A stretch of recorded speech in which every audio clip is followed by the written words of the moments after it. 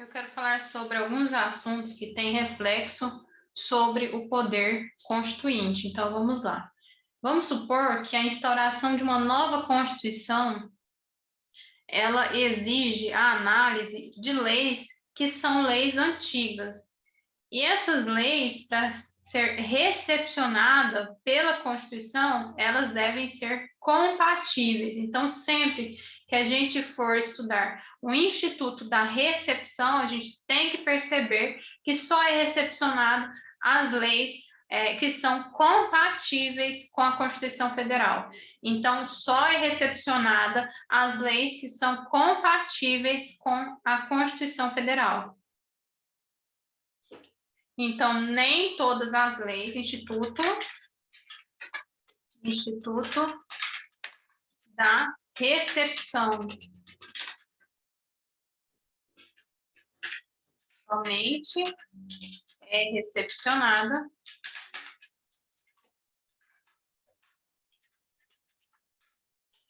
as leis que são compatíveis com a Constituição. Então, não tem nenhum sentido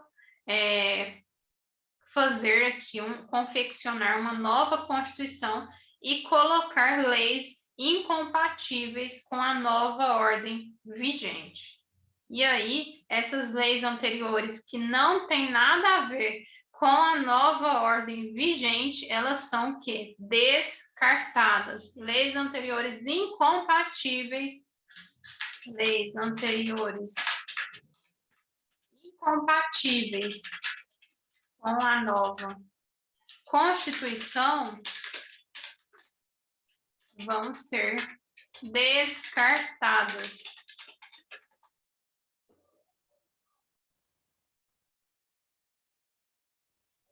E esse é o fenômeno da recepção. Então, é possível aproveitar algumas normas anteriores? É possível. De que forma? Vamos lembrar aqui que o nosso Código Penal é de 1940. Nosso Código Tributário é de 1966. E a nossa Constituição Federal é de 1988. Então, aqui vemos o fenômeno da recepção. Esses códigos foram recepcionados pela Constituição de 88. Ou seja, todos esses códigos advêm de momentos anteriores à própria Constituição Federal, que é de 1988. Mas quais são as regras para a recepção dessas normas? Quais são as regras para a recepção dessas normas? Aqui a gente não analisa a questão pelo método formal. Então, o que a gente tem que analisar? O método material. Então, temos que perguntar a questão de forma. É uma lei ordinária e a Constituição pede uma lei complementar para tratar sobre esse assunto. Não, questão de forma não precisa. O que precisa ser analisado é a compatibilidade. Precisa ser analisado a compatibilidade material dessas leis. Então, vamos imaginar o seguinte, que temos a seguinte questão aqui. Uma lei era formalmente e materialmente compatível com a nova ordem constitucional. E aí questionamos, será que essa lei, vamos supor que é uma lei X, e é formalmente e materialmente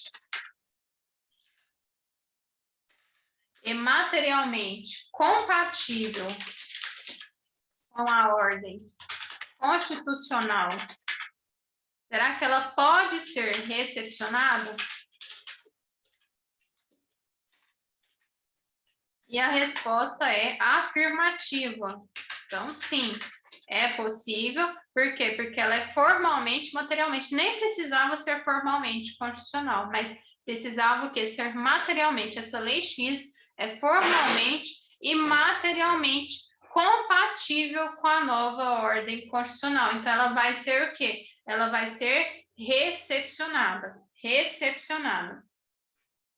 E vamos supor, então, agora, vamos imaginar que tem uma lei Y. Lei Y.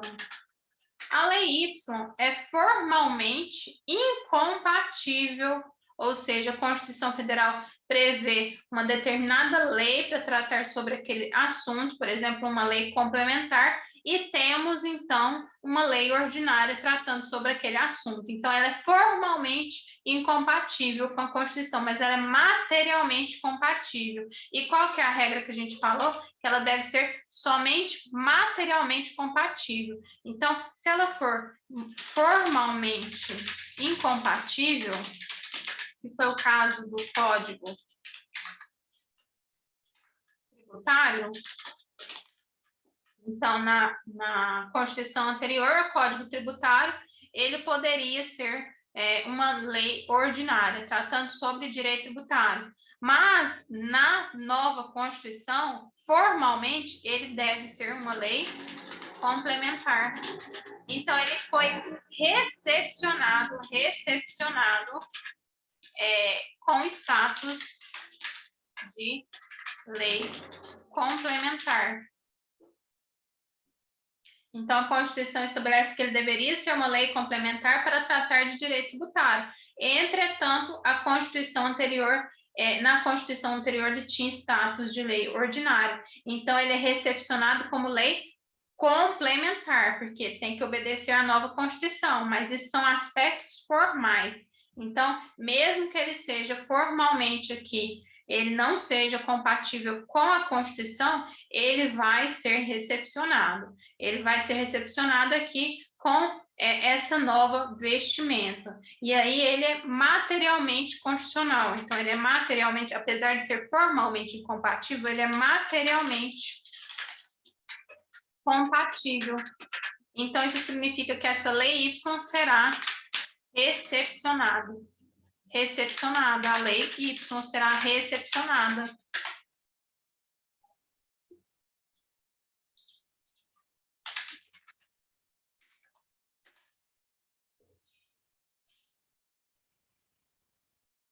Então, ele muda o status formal para que seja recepcionado. Então, o status formal não é impeditivo para a recepção dessa norma Y, porque ele é materialmente compatível com a nova Constituição. Vamos imaginar aqui que uma lei é formalmente, materialmente incompatível com a nova norma constitucional. A lei Z, formalmente e materialmente incompatível com a Constituição. Ela não será recepcionada. Ela não será recepcionada, porque ela é materialmente incompatível com a Constituição.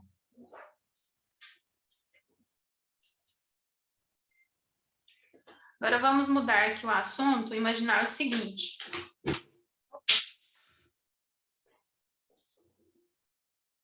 Vamos imaginar aqui que temos uma proposta de emenda constitucional.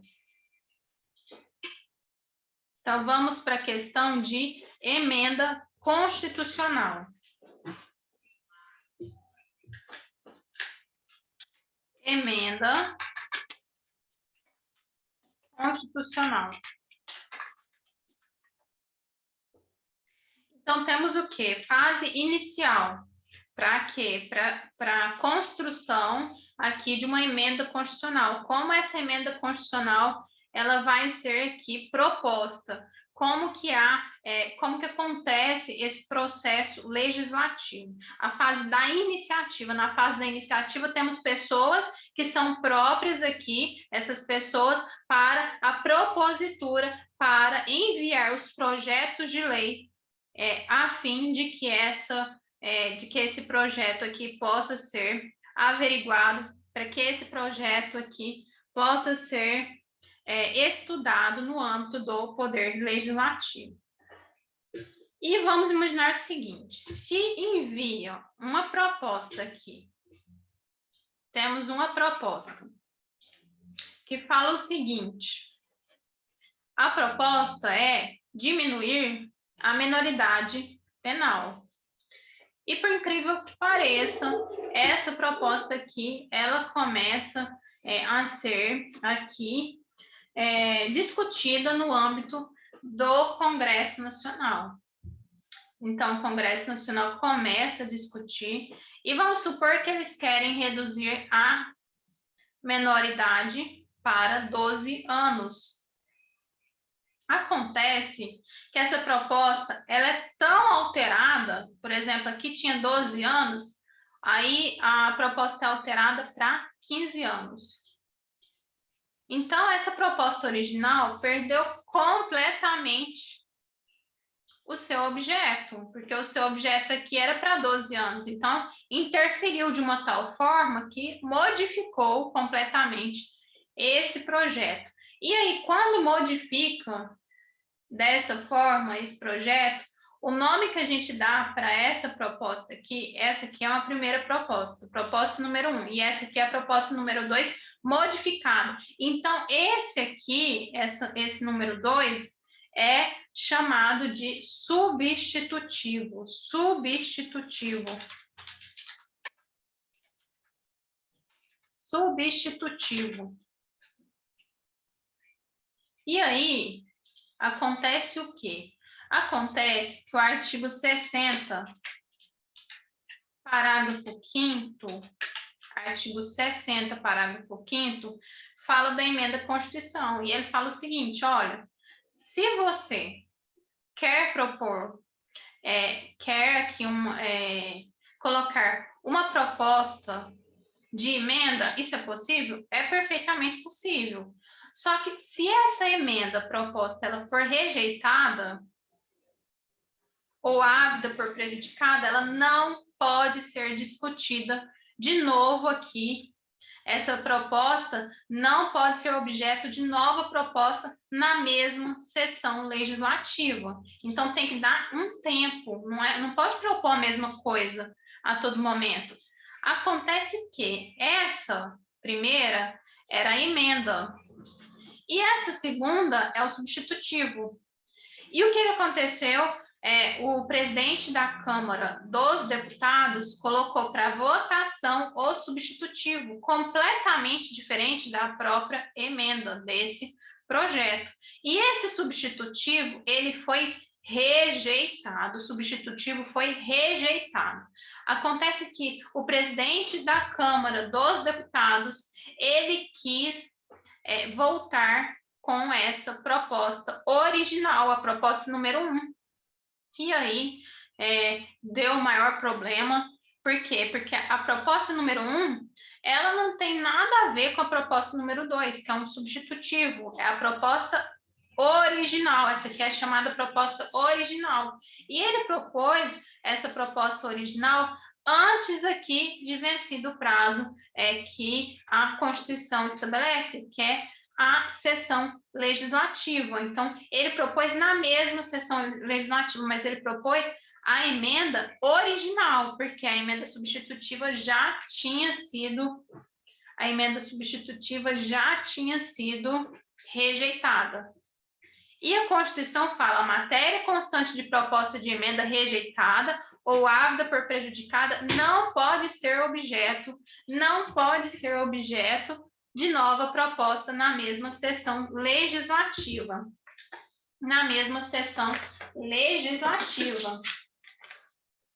E aí, o que acontece? Isso foi parar no STF. Essa questão, e o STF deu o seguinte parecer, olha, como aqui é apenas uma emenda substitutiva que modificou todo o conteúdo, é possível na mesma sessão que se estabeleça aqui essa votação da emenda original. Então, julgou como possível. Isso ocorreu aqui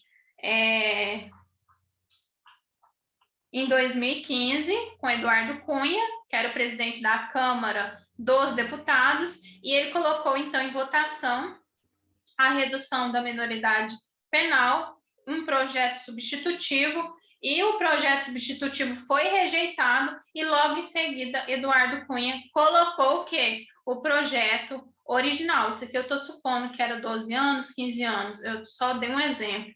Mas aí o que aconteceu? Ele propôs logo em seguida a votação da proposta da emenda constitucional original. E aí o STF falou aqui que era possível, por quê? Porque não foi a emenda constitucional original que foi proposta na mesma sessão legislativa, foi apenas um substitutivo. Então, foi julgado como procedente, como possível. Agora, lembrando das limitações da Constituição Federal aqui. Limitações.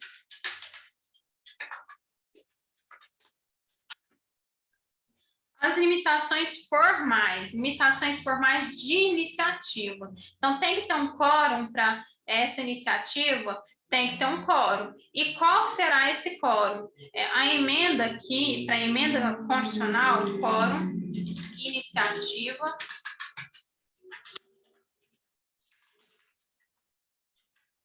da emenda constitucional. A Constituição fala que deve ser aqui 1/3 do Senado Federal. Então, 1/3 do Senado Federal. Isso significa o quê? 27 senadores. Então, quer fazer uma proposta, é uma iniciativa, um projeto. Se você quer aqui ter uma emenda à Constituição só para propor, tem que ter 27 senadores que dê aqui a sua anuência. Então, se a questão falar que um grupo de 25 senadores apresentou uma emenda constitucional, aqui já temos um vício de iniciativa. Por quê? Porque 25 senadores não são 27 senadores. Então, se a Constituição prevê 1/3 de senadores, é 1/3 de senadores, 27 senadores. E a aprovação deve ocorrer em 2 turnos de votação, pelo voto de 3/5, então são 2 turnos de votação, pelo voto de 3/5 dos respectivos membros, e o mesmo deve ocorrer na Câmara dos Deputados. Câmara dos Deputados também é o total aqui de 1/3 para propositura. Então, 2 turnos de votação pelo voto de 3/5 dos respectivos membros.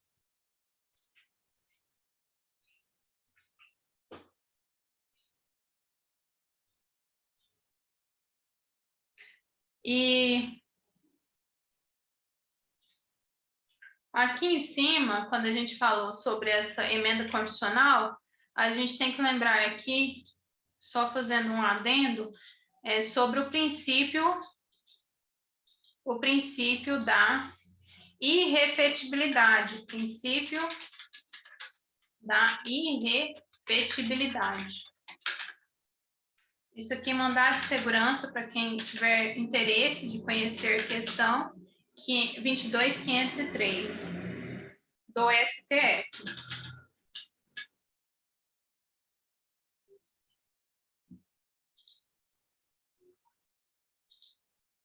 Lembrando aqui agora das limitações circunstanciais. Então, limitações circunstanciais